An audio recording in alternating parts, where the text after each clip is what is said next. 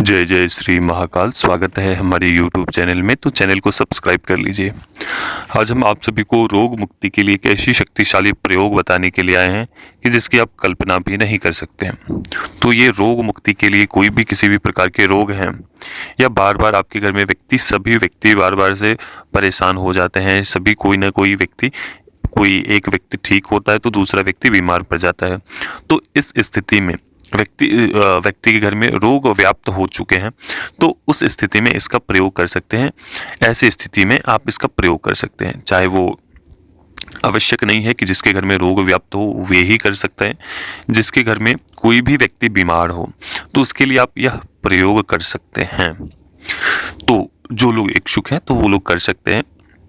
तो कैसे आपको करने हैं यह प्रयोग? तो आपको किसी भी पूर्णिमा के समय में आपको यह प्रयोग करने हैं।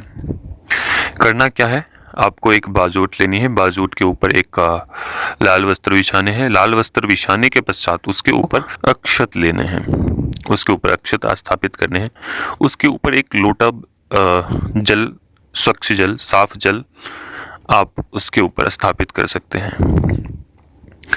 उसके ऊपर उसके अंदर आम के वृक्ष का जो ऊपर का हिस्सा होता है, कलश, वो आप ले सकते हैं।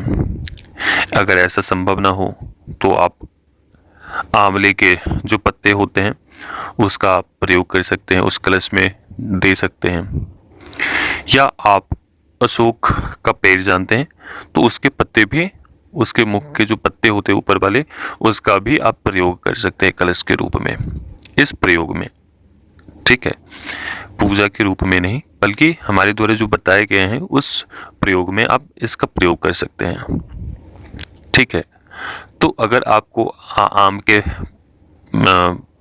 मिल जाते हैं कलश तो ठीक है, अगर नहीं भी मिलते हैं तो आंवले के पेड़ लेने हैं। आंवले के जो ऊपर का जो मुख होता है वो आपको उसमें लगानी है। और कोई भी हो, कोई भी कलश लावे, उसमें आपको आंवले का भी होना चाहिए, थोड़ा बहुत आंवले का ऊपर वाला हिस्सा कलश। तो उसके ऊपर आपको एक नारियल स्थापित करने हैं। क्या क्या करने हैं आपको? एक लोटे में एक तो बाजूट लेनी है। बाजूट के ऊपर एक थोड़ा सा थोड़ी ढेड़ी आपको बनानी है अक्षत की।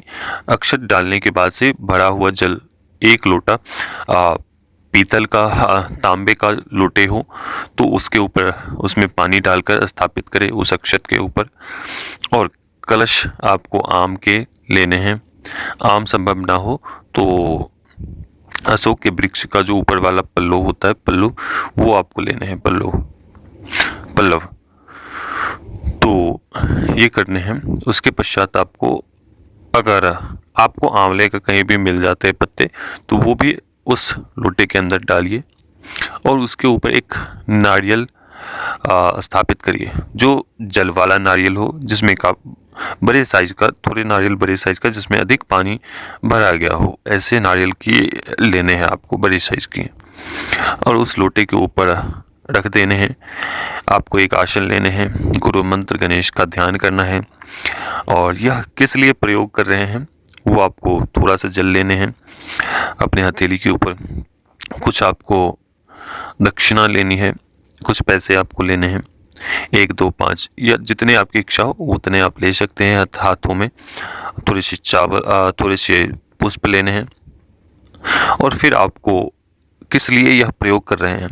अपने घर के लिए प्रयोग कर रहे हैं या किसी व्यक्ति के लिए आप प्रयोग कर रहे हैं, तो वह बोलकर अपना नाम और उनके रोग मुक्ति हेतु, जिसके लिए कर रहे हैं, उनकी रोग मुक्ति हेतु हम इस प्रकार के यह क्रिया हम करने के लिए जा रहे हैं। रोग मुक्ति प्रयोग क्रिया के लिए हम यह प्रयोग कर रहे हैं। तो इस प्रकार से आपको जल लेकर छोड़ देने हैं भूमि के ऊपर। जो भी आपके हाथ में पुष्प हो, थोड़े से द्रव्य हो, पैसे हो, तो वो सभी नीचे भूमि के ऊपर डाल दीजिए। डालने के पश्चात आपको हमारे द्वारा जो मंत्र बताए जाएंगे रोग मुक्ति के, वह आपको 3 दिन तक आपको यह प्रयोग करने हैं उस मंत्र के। उस कलश के सामने आप एक दीपक प्रज्वलित कर सकते हैं जिसमें आपको घी का आपको प्रयोग करने हैं। ठीक है, घी का या तिल का, तो इस प्रकार से करने के बाद से तीसरे दिन जब आपकी क्रिया संपन्न हो जाती है, तो बाकी के आपको क्या रखने हैं। एक तो आपको अपने पास में नारियल रखने हैं, लोटे वाला जल रखना है, उसके अंदर जो भी आपने कलश लिए थे पत्ते वाला, वो आपको रखने हैं। ये 3 चीज़ें रखनी है, बाकी सभी चीज़ें एक पोटली में रख। ये सब होने के बाद से आपको वह नारियल उसी स्थान पर फोड़कर उस कलश को उठाकर और उस जल में वो जो नारियल वाला जो जल है, उस जल को जो लोटे में जो जल है उसमें आपको डाल देने हैं। थोड़ा थोड़ा सभी को अपने घर में दे दें पीने के लिए। दूसरा, वह जल किसी पात्र में संभाल कर रख लें। 7 दिन प्रयोग करने हैं, सेवन करने हैं उस जल का। सभी व्यक्ति जो भी आपके घर में हैं उन सभी के लिए आप वह जल प्रयोग कर सकते हैं। तो इस प्रकार से आप इस प्रयोग को कर सकते हैं। और जब वो चीज़ें हो जाएं तो आपको करना क्या है कि जो आपने जल बनाया है नारियल वाला, जो नारियल को फोड़कर उस जल में जो मिक्स किया है, उस जल को अपने घर में पूरे घर में छींटे मारने हैं। हर एक कोने में, हर एक स्थान में छींटे मारने हैं। इसके माध्यम से कोई नकारात्मक ऊर्जा है तो वो भी वहाँ से पलायन कर जाएंगे, हट जाएंगे। जो भी आपके घर में रोग व्याप्त हैं, अकारण ही सभी लोग परेशान होते हैं, दवाई में अधिक वो होता है, तो उन सब परिस्थितियों के लिए यह प्रयोग हमने बहुत ही लघु प्रयोग बताए, केवल 3 दिनों का लघु प्रयोग बताए हैं।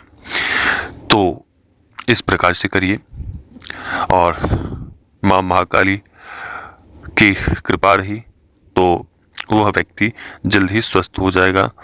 आपके घर में सुख शांति स्थापित हो जाएगी। जब आप इस क्रिया को करेंगे तो घर में सुख शांति स्थापित हो जाएंगी। जो भी घर में अशांत वातावरण होगा वो भी सब कुछ उपद्रव शांत हो जाएंगे इस क्रिया के पश्चात। बस इस क्रिया को करने की देरी है।